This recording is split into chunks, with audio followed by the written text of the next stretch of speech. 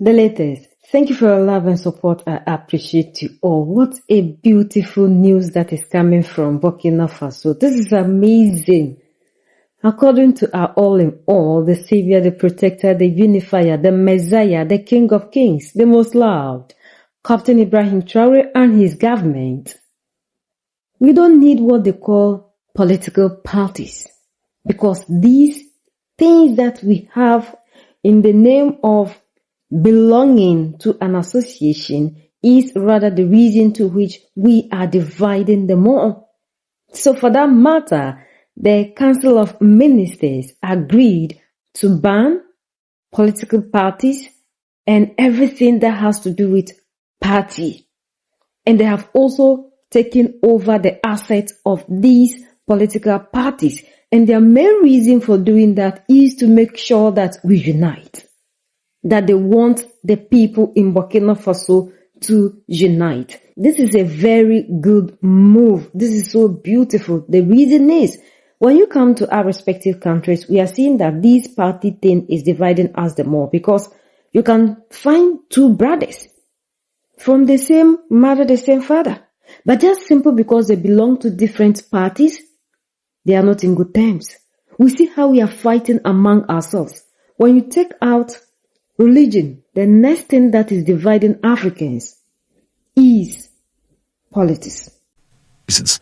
And a bill repealing the legislative framework, governing, among other things, the creation, operation, funding of political parties and organizations, and the status of the leader of the opposition. So, this major and important decision is part of the state's refoundation and follows a thorough diagnosis of the party system, which revealed numerous deviations in the application of the legal framework for political parties and organizations in our country. Indeed, the multitude of political parties and organizations whose constitutional mission is to contribute to animating political life, to educating the people and expressing the popular vote, while respecting national sovereignty, have proven consistently and profoundly out of step with the people's real aspirations and strategic challenges, particularly security-related ones. This failure has fueled division among citizens, contributed to weakening the social fabric, and caused unbalanced territorial development. Therefore, as part of institutional, political and administrative reforms, in line with the head of state's vision, it became imperative to proceed with the dissolution of political parties and organizations, and repeal the existing legislative framework to better regulate political life, political pluralism, and safeguard national unity, while further defending the state. In any case, adopting the dissolution measure and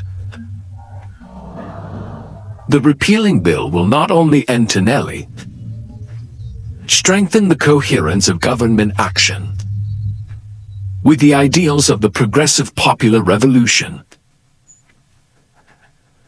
but above all, pave the way for reforming our country's political governance model. The dissolution decree provides, in its Article 2, for the transfer of each party's assets and political formation to the state. The bill to repeal Law Number 32, 2001 AN of November the 29th, 2001 on the Charter of Political Parties and Formations in Burkina Faso, Law Number 082009 AN of April the 14th, 2009 on the financing of political parties and formations and electoral campaigns, and Law Number 0/009 AN of April the 14th, 2009, on the status of the political opposition, as well as its Amendment Number 46, 2013 of December the 17th, 2013, will for its part be transmitted to the Transitional Legislative Assembly as soon as possible. Thank you. Another aspect of information in Burkina Faso, the law on development planning stipulated that every 5 years, Burkina citizens adopt a national development plan, thus a 5-year plan. It should be noted that the current plan ends on December the 31st, 2025. Therefore, it was timely for the government to propose a new plan for the next 5 years, that is 2026-2030. Thus today, the Council adopted this new plan, which has been named Reliance, and constitutes the National Development Plan for the period 2026 to 2030. It should be noted that this plan features very significant innovations regarding planning for the next 5 years. The first innovation is that after identifying the various pillars, we identify specific programs, and thus, programs are operational elements of the different pillars. And within each program, we have identified what we call accelerators. Presidential initiatives have been identified as accelerators for implementing these programs. Another important element, it's truly a national appropriation of all mechanisms to ensure that there is genuinely a national level anchoring so that state structures contribute to the formulation, but also to the implementation and monitoring of the National Development Plan. The major point to note is the strong orientation toward financing through sovereign resources, with a planned total amount over 5 years of 36,000 billion, nearly 2/3 of which must come from sovereign resources, meaning resources mobilized by the state itself. This is emphasized because traditionally, financing has been much more oriented toward partners. Indeed, in the current plan, there is room for partners who wish to align themselves with the priorities we have defined through the Even Eye program. But primarily, it is first and foremost state financing. That is key. However, the private sector, as usual, must also contribute to financing these plans through structuring projects aligned with this vision. Thus, the current plan is structured around 4 pillars. The first pillar is the consolidation of security, social cohesion, and peace. The second pillar is the refoundation of the state and improved governance. The third pillar is human capital development, and the fourth pillar is infrastructure development and structural economic transformation. Therefore, all these pillars will enable significant impacts by 2030.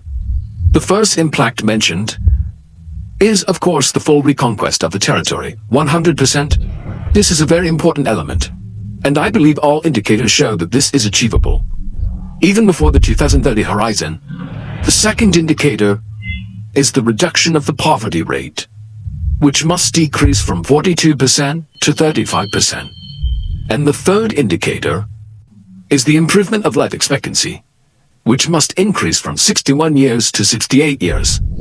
Another indicator concerns the electrification rate, which must also rise from 685 MW to over 2,500 MW by 2030. 2030, which will therefore provide significant energy capacity. So these are the main outlines of the plan we have named Reliance. Thus, over the next 5 years, our National Development Plan is the Reliance Plan, and this plan must be one that all Burkina be consider as their own plan. So they must take ownership of this plan, because in its implementation, community mobilization is very important. We already have strong community mobilization momentum, and today, with the adoption of this plan, everyone should be able to identify with it. and frame all the development actions we will undertake within the framework of this plan. The plan will undergo annual reviews, which will allow us to measure the two performance achieved and determine necessary adjustments. Because this is a plan that must be fully aligned with the popular progressive revolution. Therefore, it is important that we conduct evaluations to see whether we are on the right track, what adjustments need to be made, and how we should continue projecting forward for the coming years. We have used these political parties to divide ourselves so much to the point that it is not good. We can go to any length to even take the life of our brother just because we don't share the same party views. So we need all these things to be dissolved in Africa. And this is amazing.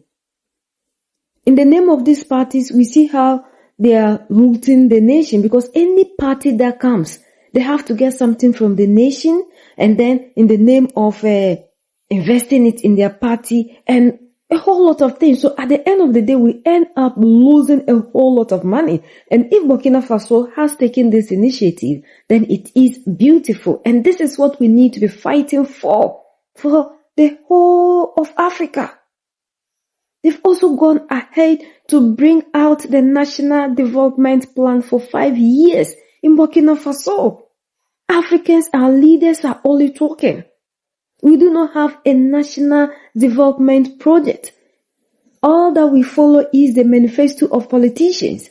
And these people will write this thing, read to us very beautifully, and they'll come doing nothing. And when their turn is ended and you ask them, they tell you they were all political talks. And how do we develop a nation when we continue to depend on party manifestos? If Africa, we are serious and we want to move forward, we should have a developmental plan whereby every nation, like AU, that is what they are supposed to be doing, so that every nation will take something from it and be doing. But we don't have that. And when we come to our respective countries, we don't have that either. All we are thinking about is party. What my party will do. So party has eaten into the people to the point that the youth of today are not thinking about something good. All we are thinking about is, what will my party do? What will we do so that we'll get power? Whether the party does something good or not, as long as it is my party that is in power, I am okay. And the youth that's supposed to be fighting against these things are the same people who will be supporting these politicians, supporting party, and they will never rise up to fight against anything that is destroying the nation. But you find these same youths massively on the street who are crying of unemployment, defending party. Whenever there is political demonstration, oh, that's the day you see how vibrant the youth of countries are. But let them call for a demonstration about something that has to do with the welfare of the country, let's say Galamsey, and you will never see the people coming out. But the same youth has forgotten that this water and the vegetation that is destroying, it is the same people that will suffer. The same youth who are championing the agenda of party instead of the agenda of the country are the same people that will suffer. Because these people have all that it takes to take care of themselves, but you and I do not. And instead of us to look to the future of our country, we are looking at the future of the party. And when this one leaves, is this person that is going to come and will do this, and these people will continue to feed you with lies and they will do nothing. This is amazing. We need unity. When we don't have these political parties dividing us, we will team up together, we will start seeing things differently, and we will see nothing but the country. And maybe from here, we need to see the other one, which is the main problem of Africa: religion.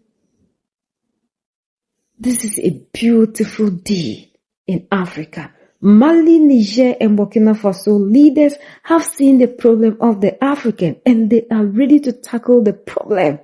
Because these are the things that are keeping us backwards. And we need to move away from such things. We need to be able to solve the problems of Africa.